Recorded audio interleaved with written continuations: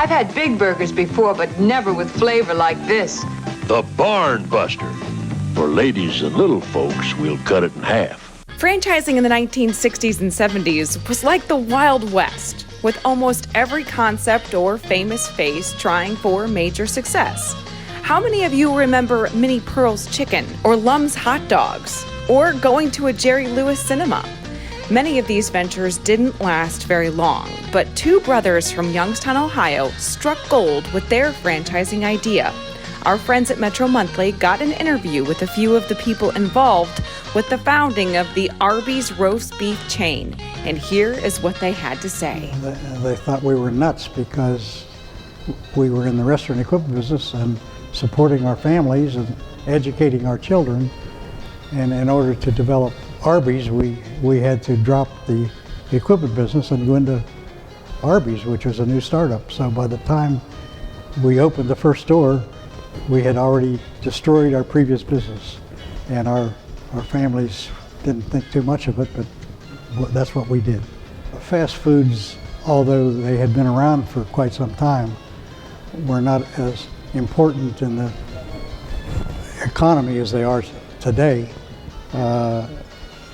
McDonald's was a strictly carry-out operation. You stepped up into the store, but there were no seats, and they sold a hamburger for 15 cents.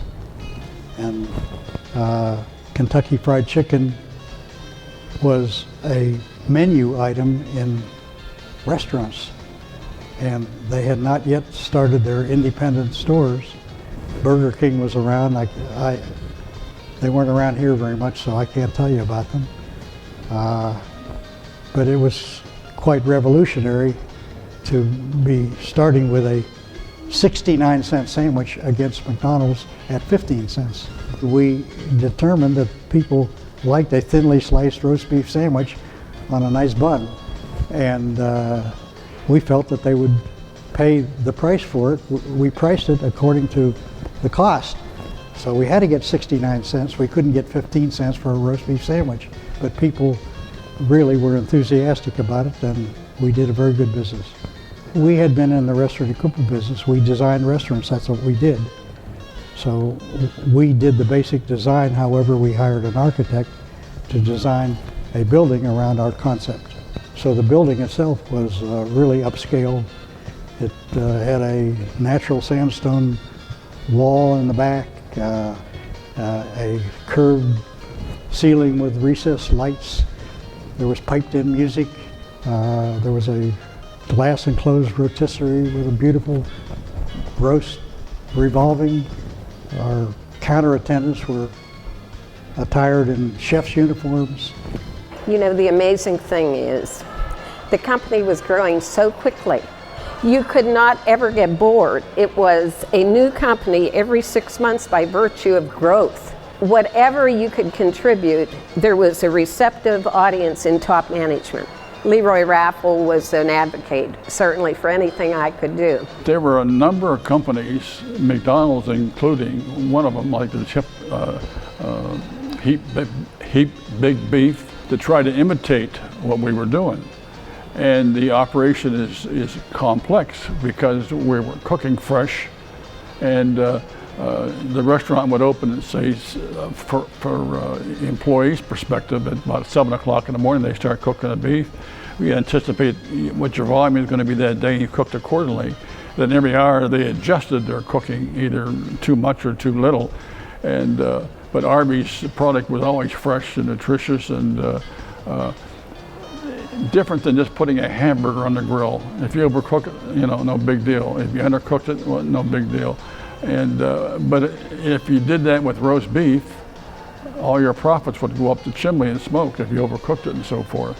Arby's had invested a lot of thought in taking the bull by the horns and saying, how can we make a product that is uniform in size, shape, consistent in flavor, and can be available to an entire chain as we grow.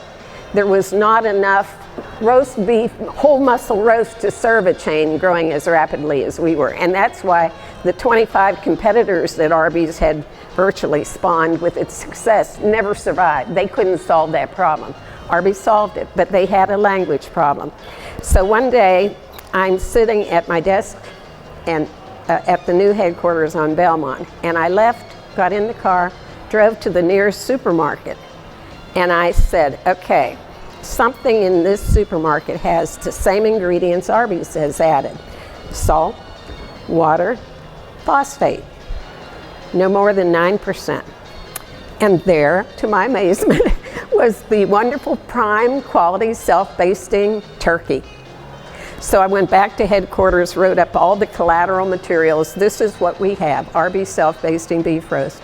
Presented that to management, they bought it, and we could go to the state of California, who was insisting that we put Arby's chunked and formed beef for roasting on the menu and on the sign. And I said, but here is our new label. And that ended the issue.